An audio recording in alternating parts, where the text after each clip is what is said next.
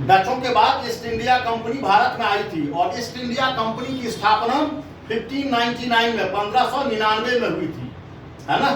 जो merchant of adventures के नाम से जो ग्रुप ऑफ ट्रेडर्स थे, they usually call them merchant of adventures, establish the name of the company means the company of the governor and company of merchant of London trading to the east के नाम से company की स्थापना की थी 1599 में। इन दिसंबर 1600 दिसंबर 1600 में the then crown Elizabeth, queen Elizabeth ने कंपनी को चार्टर प्रदान किया था, व्यापार करने की अनुमति प्रदान की थी 1600 में। प्रारंभ में कंपनी का दृष्टिकोण या उद्देश्य भारत के साथ व्यापार करने का नहीं था और ये आर्किपेलागो अर्थात मसालों के द्वीप के साथ व्यापार करने को अधिक इच्छुक थी कंपनी। और इसीलिए 1600 के बाद 1606 तक जो कंपनी के 2 अभियान हुए थे, ये भारत के पूर्वी क्षेत्रों में था, पूर्वी द्वीप समूहों के क्षेत्र में। लेकिन जहांगीर के समय काल में पहली बार कंपनी ने भारत में व्यापारिक फैक्ट्री स्थापित करने की कोशिश की और इसी क्रम में भारत में ईस्ट इंडिया कंपनी की पहली फैक्ट्री सूरत में स्थापित हुई 1608 में, 1608 में, जो भारत में कंपनी की पहली फैक्ट्री थी। इसके बाद 1611 में कंपनी ने दक्षिण भारत के मसूलीपट्टनम में अपनी फैक्ट्री स्थापित की, जो साउथ इंडिया की पहली फैक्ट्री कही जाती है। 1611 कंपनी ने अपने व्यापार को बंगाल के क्षेत्र में सुदृढ़ करने का प्रयास किया। Company try to strengthen her position in Bengal. क्यों किया? इसलिए कि उस समय काल का जो कुल व्यापार होता था, टोटल वॉल्यूम ऑफ ट्रेड जो होता था इसके साथ, उसका 60% ट्रेड बंगाल के क्षेत्र से ही होता था और इसीलिए कंपनी ने बंगाल के क्षेत्र में अपनी स्थिति को मजबूत करने का प्रयास किया और 1611 में बंगाल में कंपनी की पहली फैक्ट्री स्थापित हुई हुगली में।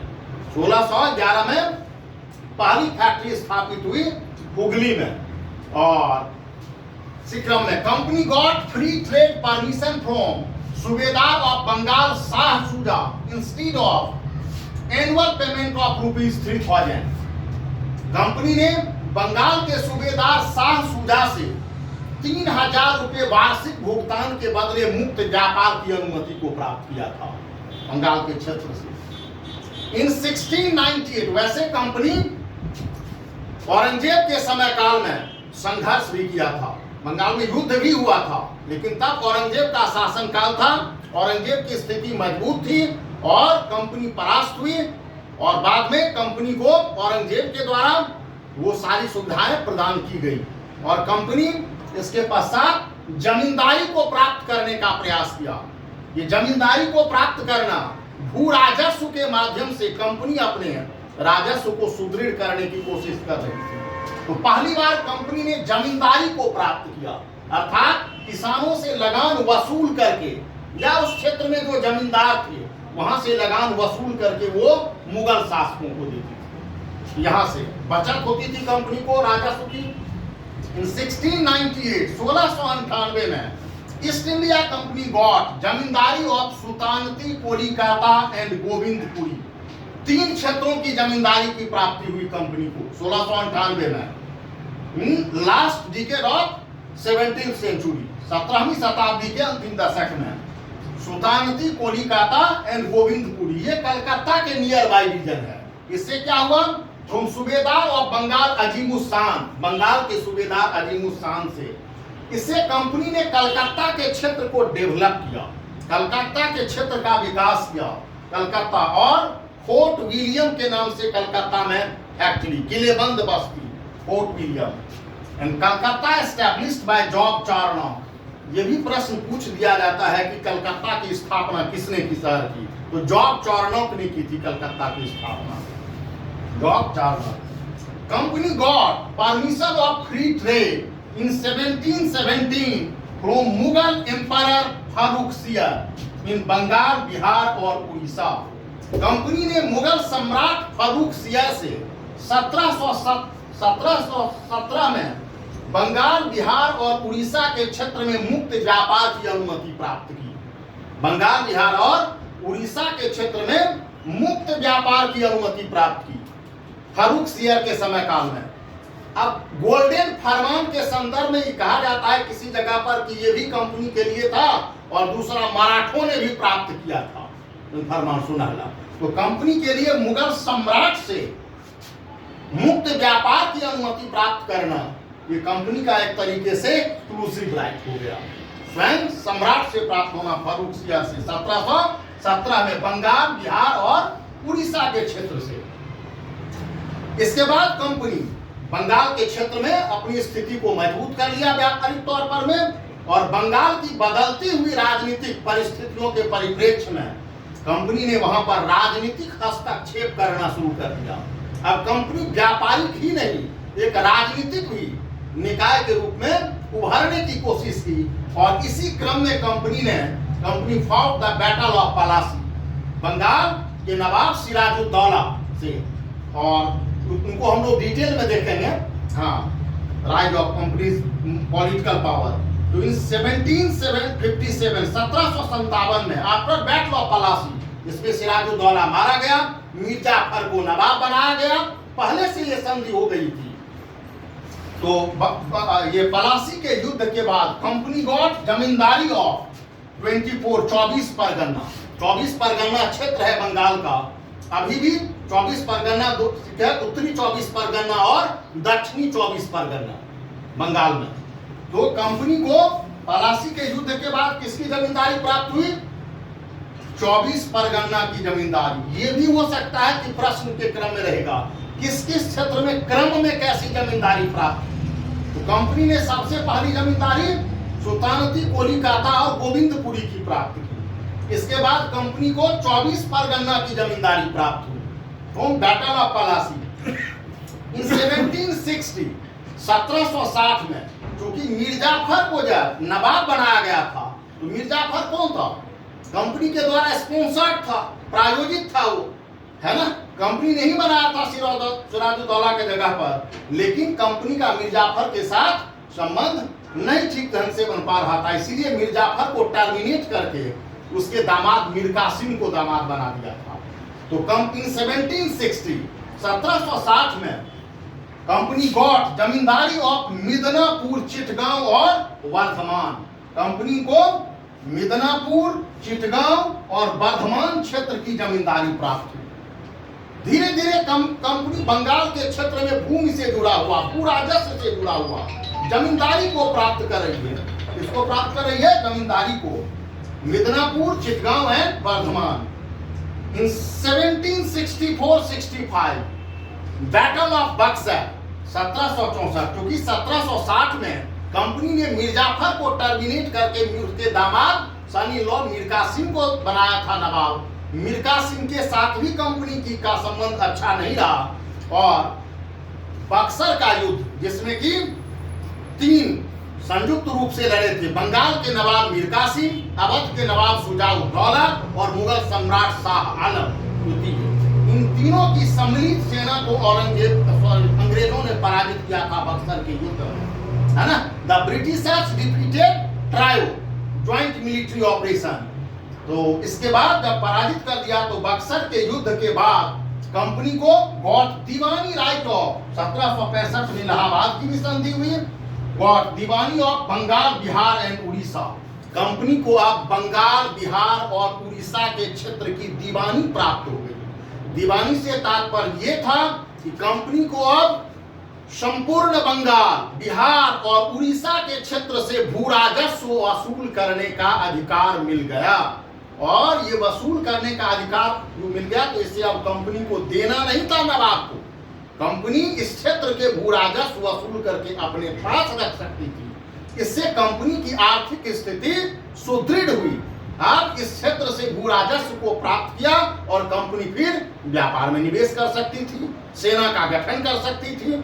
इसीलिए बक्सर के युद्ध के बाद, पलासी बक्सर के युद्ध के बाद कंपनी की आर्थिक स्थिति मजबूत हुई, और बंगाल में द्वैध शासन भी स्थापित हो गया था। इसी के साथ की 1765 से लेकर 1772 तक बंगाल में द्वैध शासन का मतलब था एक तरफ कंपनी और दूसरी तरफ नवाब, है ना। तो दीवानी नवाब कंपनी के पास रहा, और निजामत नवाब के पास रहा।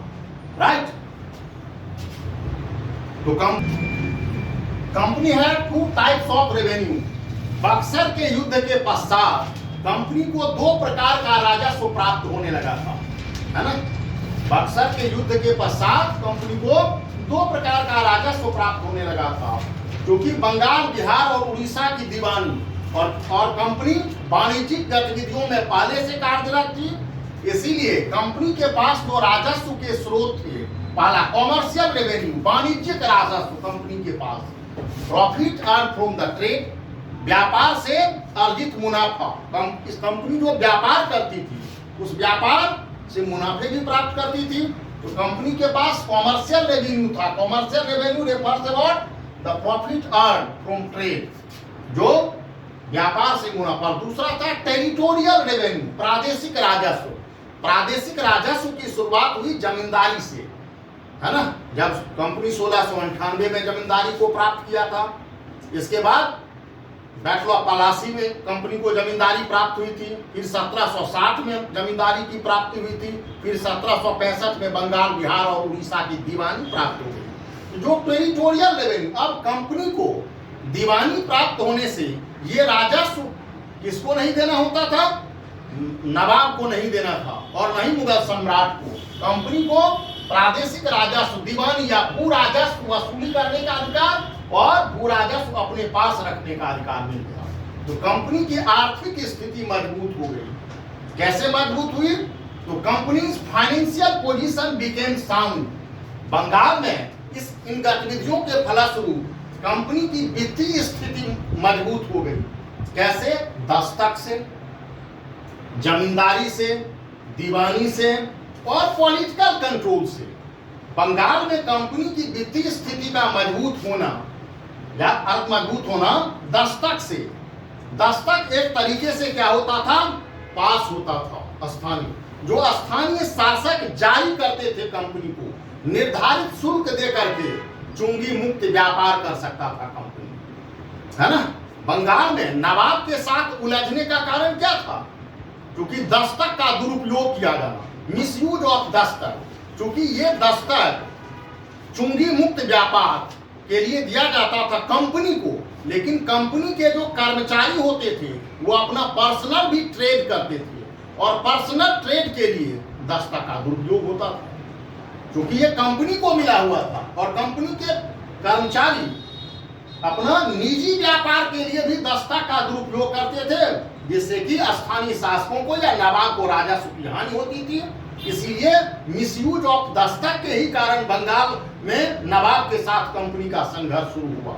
इसे ही रोकने का प्रयास किया था सिराजुद्दौला ने। तो दस्तक से स्थिति मजबूत। इसके बाद जमींदारी, शुरू से ही 1698 में कंपनी ने जमींदारी को प्राप्त किया और बाद के दिनों में अन्य क्षेत्रों की जमींदारी भी प्राप्त किया।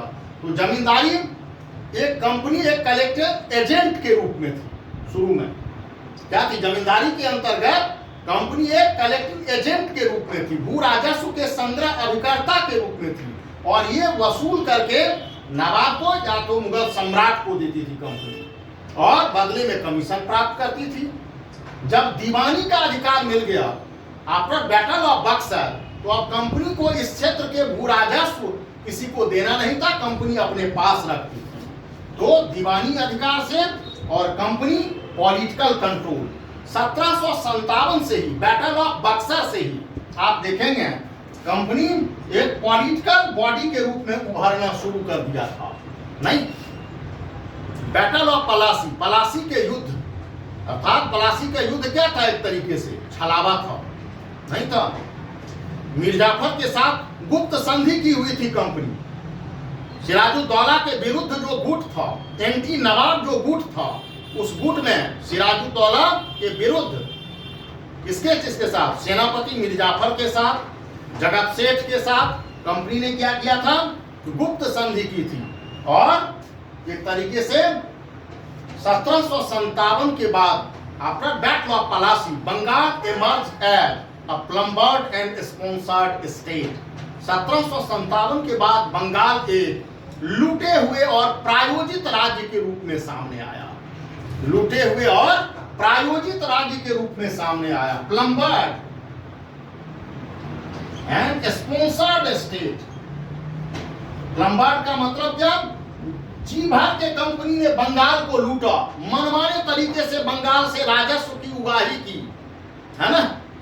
कंपनी के कर्मचारी से लेकर कंपनी तक के लिए सुविधाओं को प्राप्त करना। Sponsor who will be the nawab decided by the company. नवाब कौन होगा ये कंपनी डिसाइड करता था, नहीं कंपनी डिसाइड करती थी। मतलब 1757 में मीर जाफर को नवाब बना दिया जाना, उसको टर्मिनेट करके कर दिया गया 1760 में। फिर मीर जाफर के पुत्र, मीर जाफर के दामाद मीर कासिम को नवाब बना दिया जाना। फिर बक्सर के युद्ध में मीर कासिम की पराजय, फिर से मीर जाफर को नवाब बना दिया जाना, है ना। तो ये स्पॉन्सर्ड था ये, राइट। तो कंपनी की स्थिति, वित्तीय स्थिति मजबूत किससे हुई? दस्तक से, जमींदारी से, दीवान से, दीवानी राइट से और पॉलिटिकल कंट्रोल से मजबूत। देखते हैं trade pattern of east India company. East India company का व्यापारिक प्रतिरूप क्या था, पैटर्न क्या था, किन किन वस्तुओं का ये आयात ये व्यापार करते थे, और व्यापार के अंतर्गत इन्होंने कैसे भारत से वस्तुओं का कलेक्शन शुरू किया। तो कंपनी ने दादनी ट्रेड के माध्यम से, दादनी क्या होते थे? अ ग्रुप ऑफ इंटरमीडियरी, ये बिचौलियों का वर्ग होता था जो शिल्पियों को, इसको शिल्पियों को एडवांस देते थे, advance payment to the craftsman. ये शिल्पियों को एडवांस देते थे और एडवांस देकर वहां से निर्धारित मूल्य पर सुनिश्चित मात्रा में और सुनिश्चित गुणवत्ता की वस्तुएं प्राप्त करते थे। अब जैसे शिल्पियों को कच्चे माल खरीदना होता था, तो कच्चे माल खरीदने के लिए regarding to purchasing the raw material, है ना, द क्राफ्ट्समैन नीडेड रेवेन्यू, उसके पास पैसे चाहिए थी, तो पैसे चाहिए थी तो एडवांस पेमेंट देते थे क्राफ्ट्समैन को, इसको शिल्पियों को, और एडवांस पेमेंट करके शिल्पियों के साथ करार होता था, और करार होता था कि आप सुनिश्चित तिथि को सुनिश्चित मात्रा में सुनिश्चित मूल्य पर निर्धारित गुणवत्ता की वस्तुएं बेचेंगे। किसको? जो दादनी व्यापारी होते थे उनको। बाद में जब दादनी की भूमिका निरंकुश हो गई तो इसका स्थान ले लिया गुमास्ता ने। किसने ले लिया? गुमास्ता ने। दादनी ट्रेडर्स सब्स्टिट्यूटेड बाय गुमास्ता इन 1753। 1753 में गुमास्तों ने दादनियों का को स्थानापन्न कर दिया, सब्स्टिट्यूट कर दिया, जब इनकी भूमिका क्या हो गई? निरंकुश हो गई, एब्सोल्यूट हो गई। तो गुमास्ता कौन थे? They were the new class of intermediaries. ये भी बिचौलियों का एक नया वर्ग था, गुमास्ता, समझ गए। और दूसरा जचेंदार। जचेंदार क्या होते थे? एग्जामिनर ऑफ क्लॉथ, जो कपड़े का व्यापार करती थी कंपनी, सूती और रेशमी वस्त्र का, उसमें ये क्वालिटी कंट्रोलर होते थे, चेकर होते थे। ये वस्त्र की गुणवत्ता की जांच करते थे। इसके माध्यम से कंपनी ने अपनी अर्ली ट्रेड को ऑर्गेनाइज किया है। अब यह कि purchasing items of company, company Bharat से किन वस्तुओं को खरीदती थी और उनका व्यापार करती थी। तो 18वीं शताब्दी में कंपनी द्वारा खरीदे जाने वाली जो वस्तुएं थी, परचेजिंग जो आइटम्स था, और फिर 19वीं शताब्दी में किन किन वस्तुओं का, राइट। तो 18वीं शताब्दी में, इन 18th सेंचुरी, है ना, कंपनी द्वारा खरीदे जाने वाले वस्तुओं की जो सूची थी उसमें कॉटन, कपास, इसलिए कि अमेरिकी स्वतंत्रता संग्राम को हम लोगों ने देखा था, है ना। इंग्लैंड में औद्योगिक क्रांति की शुरुआत, और वहां सूती वस्त्र की मील स्थापना हुई थी, है ना। लिवरपूल, मैनचेस्टर, लंकाशायर, और ये मील चलते थे अमेरिका से आयातित कपास पर।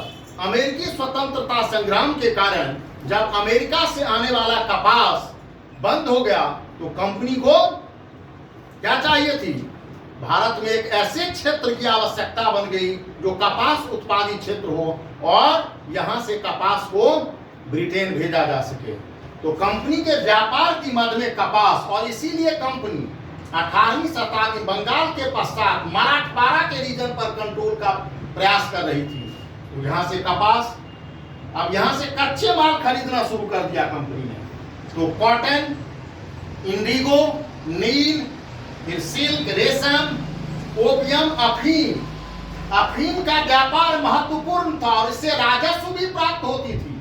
अफीम के व्यापार से ही कंपनी ने चीन पर नियंत्रण स्थापित किया था। भारत से अफीम की प्राप्ति और वहां कलकत्ता से चीन के कैंटन के बंदरगाह पर, है ना, और चीन में अफीम युद्ध भी हुआ था, चीन में नियंत्रण का प्रयास। तो ओपियम, अफीम, ब्लैक पीपर, काली मिर्च, सॉल्ट पीटर, सोडा का व्यापार, ये 18वीं शताब्दी में कंपनी के खरीदारी की मद थी। 19वीं शताब्दी में 18वीं शताब्दी की वस्तुएं तो रही ही, आइटम्स ऑफ 18th सेंचुरी जो यहाँ की वो सारी, प्लस चाय का भी व्यापार, है ना। 1833 के अधिनियम से ये प्रावधान सामने आया कि अब अंग्रेज कोई भी व्यक्ति या व्यापारी भारत में भूमि खरीद सकते हैं और यहाँ पर अस्थायी संपदा का सृजन कर सकते हैं। और इसी से आप देखेंगे बंगाल, असम के क्षेत्र में चाय बागान स्थापना, निवेश करना। तो चाय और फिर चीनी का व्यापार भी जुड़ गया 19वीं शताब्दी में। 19वीं शताब्दी में कंपनी द्वारा भारत से खरीदे जाने वाली जो वस्तुएं थी, इन आइटम्स के साथ साथ चाय और चीनी भी जुड़ गया इसमें, राइट। कंपनी का जो ट्रेड पैटर्न था, स्टेट पैटर्न में जैसे कॉटन के बारे में बताया था कि अमेरिकी स्वतंत्रता संग्राम के कारण जो इंग्लैंड में औद्योगिक क्रांति हुई थी, वहां सूती वस्त्र की मिलों की स्थापना हुई थी, ये अमेरिकी कपास से। और जब इंग्लैंड ने अमेरिका को खो दिया, मतलब उपनिवेश के रूप में उसकी स्थिति समाप्त हो गई, अमेरिका स्वतंत्र हो गया, वहां से कपास का आयात होना बंद हो गया, तो भारत में कंपनी को किसी ऐसे क्षेत्र की तलाश थी जहां से कि कपास प्राप्त कर सके रॉ मटेरियल के लिए। इसीलिए कंपनी उस क्षेत्र मराठवाड़ा के रीजन, भारत में जो ब्लैक सॉइल, जो काली मिट्टी का क्षेत्र है, और रेगुर सॉइल वाला जो क्षेत्र है दक्कन के क्षेत्र में पॉलिटिकल कंट्रोल का प्रयास किया। तो पहले यहां से कंपनी क्या भेजती थी, कपड़े, लेकिन अब इंग्लैंड में औद्योगिक क्रांति, textile mills were set up at Liverpool, Manchester, Lancashire, तो वहां के लिए कच्चे माल की जरूरत हुई। तो अब कंपनी यहां से रॉ मटेरियल, कॉटन, इन क्षेत्रों से।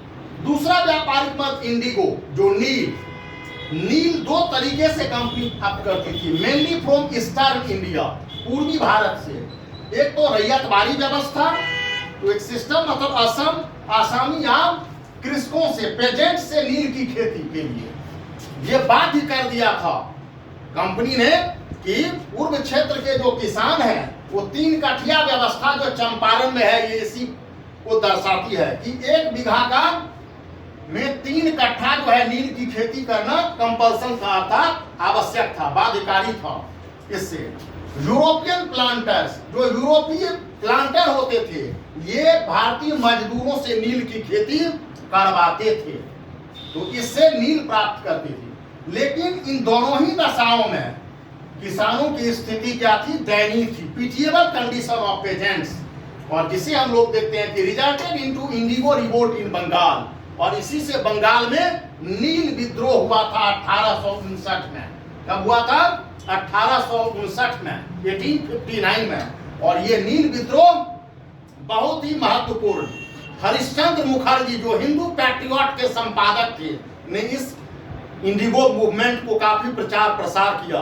दीन बंधु मित्र की नाटक है नील दर्पण, दीन बंधु मित्र की एक ड्रामा है नील दर्पण। और इस इंडिगो रिवोल्ट को लीड किया था विश्वास ब्रदर्स ने, दिगंबर विश्वास और विष्णु विश्वास ने, है ना। ये बहुत ही महत्वपूर्ण है, कई बार यहाँ से सवाल पूछे गए हैं। कहां से? बंगाल के इंडिगो रिवोल्ट से। और 3 कठिया व्यवस्था गांधी जी का, चंपारण सत्याग्रह उन्होंने ही समाप्त किया था, तो इसमें स्थिति दयनीय थी। अब सिल्क, अंग्रेज जब आए तो सिल्क को, ये रॉ सिल्क को मेनली फ्रॉम बंगाल, ये सिल्क कहां से प्राप्त करते थे? बंगाल के क्षेत्र से मुख्यतः। और ये कच्चे सिल्क को प्राप्त करते थे। सिल्क क्या होता है? शाहतूत प्राप्त होना। तो ये रॉ सिल्क प्राप्त करते थे और सिल्क को प्रोसेस करते थे। सिल्क का ये प्रोसेसिंग वर्कशॉप चलाते थे जो विलेचर कहलाता था। सिल्क इंडस्ट्री क्या कहलाता था? विलेचर, वहां से प्रोसेस्ड। तो सिल्क का सॉल्ट पीटर सोरा मेनली फ्रॉम बिहार, सोरा कहां से प्राप्त करते थे? ये बिहार से प्राप्त करते थे। इन 1758 1758 में Lord Clive got monopoly of trade off salt Peter from Mir Jafar. 1758 में क्लाइव ने मिर्जाफर से सोरे के व्यापार का एकाधिकार प्राप्त किया था। सोरे के व्यापार का एकाधिकार प्राप्त किया था। इन क्षेत्रों से कंपनी प्राप्त करती थी वस्तुओं के व्यापार। और राजस्व का जो अगला मत था वो नमक का व्यापार मेनली रेवेन्यू आइटम से, मुख्यतः राजस्व की मदें थी। मतलब व्यापार नहीं करके मुख्यतः यहाँ से राजस्व प्राप्त होती थी कंपनी को नमक से। तो मोनोपोली बाय क्लाइव इन 1765, है ना, 1765 में नमक के व्यापार पर एकाधिकार किया गया क्लाइव के द्वारा थ्रू सोसाइटी ऑफ ट्रेड के द्वारा। सोसाइटी ऑफ ट्रेड के द्वारा क्लाइव ने नमक के व्यापार पर एकाधिकार स्थापित करने का प्रयास किया। एंड ऑफ मोनोपोली इन 1768, 1768 में ये एकाधिकार समाप्त हो गया। और right of salt processing provided to zamindars and traders on imposition of 30% tax excise duty तरीके से। अब उन्होंने क्या किया? कंपनी ने जमींदारों और व्यापारियों को नमक बनाने का अधिकार दिया कि उसका 30% कर कंपनी के पास जाएगा। 30% कर लगा करके व्यापारियों और जमींदारों को नमक बनाने का अधिकार कंपनी ने सौंपा। तो 30% टैक्स रेवेन्यू का बड़ा आइटम हो गया। इन 1772 अगेन मोनोपोली एस्टैब्लिश्ड। 1772 में when Warren Hastings came India and became governor general of Bengal, Bengal का गवर्नर जनरल बना, तो अगेन मोनोपोली एस्टैब्लिश्ड, मोनोपोली एकाधिकार स्थापित हुआ। इन 1776 1776 में Warren Hastings introduced a new system. Warren Hastings ने एक नवीन प्रणाली स्थापित किया, लीज सिस्टम। उन्होंने पट्टे पर नमक उत्पादन को सौंपा। किस पर सौंपा? पट्टे पर, लीज, सर्टेन पीरियड के लिए, इतने भुगतान के पश्चात आप नमक बना सकते हैं। नमक बनाने वाला जो परंपरागत उत्पादक थे वो सॉल्ट उत्पादन करने वाला अजराह मोलंगी कहलाते थे। क्या कहलाते थे? कोस्टल इलाके में अजराह Malangi, they were the traditional producer of salt. अंग्रेजों के नमक पर एकाधिकार से, व्यापार से इनकी स्थिति प्रतिकूल रूप से प्रभावित हुई। और तभी आप देखेंगे कि गांधी ने नमक जो कॉमन यूटिलिटी की वस्तुएं हैं इनसे संबंधित दांडी मार्च किया था, नमक सत्याग्रह, है ना, साधारण कॉमन लोगों के उपभोग की स्थिति। और इसने कंपनी ने इस पर कर लगाया था, राजस्व की बड़ी मांग थी, अतः गांधी ने दांडी मार्च किया था, दांडी मार्च किया था। तो अंग्रेजों ने यहाँ विनिर्माणी गतिविधियों में भी भाग लिया। और इसमें एक था शिपिंग इंडस्ट्री, जहाज निर्माण, क्योंकि बड़े पैमाने पर अब व्यापार होने लगे थे, आयात निर्यात। और लगभग अंग्रेजों ने भारत के साथ साथ पूर्वी, है ना, द्वीप समूहों पर में भी अपने व्यापारिक एकाधिकार की स्थापना की थी। तो इसीलिए जहाज निर्माण प्रौद्योगिकी mainly in Surat, Bombay and दमन, मुख्यतः पश्चिमी तट पर सूरत, बंबई और दमन में जहाज निर्माण की फैक्ट्री। बंगाल के क्षेत्र में बंगाल, हुगली, ढाका एंड चिटगांव, हुगली में, ढाका और चिटगांव में बेस्ट क्वालिटी ऑफ शिप, सर्वोत्तम की गुणवत्ता वाली जो जहाज बनाई जाती थी वो कहां? सूरत के क्षेत्र में। कहां? Surat. And trading shipping community, traditional जो शिपिंग कम्युनिटी था, जो जहाज निर्माण में पहले से परंपरागत जो लोग थे वो कौन थे? पारसी समुदाय। भारत में पारसी कम्युनिटी परंपरागत रूप से। तो हम लोगों ने भारत में ईस्ट इंडिया कंपनी के आगमन उसके पश्चात उनके द्वारा स्थापित फैक्ट्री, जमींदारी की प्राप्ति, बंगाल में अपनी स्थिति को सुदृढ़ किया जाना, कंपनी का व्यापारिक से धीरे धीरे एक राजनीतिक अभिकर्ता के रूप में उद्भव और कंपनी के ट्रेड पैटर्न को देखा हम लोगों ने, राइट। अब नेक्स्ट क्लास में हम लोग का डेन्स और फ्रेंच कंपनी को देखेंगे, राइट। इसके आगे में हम लोग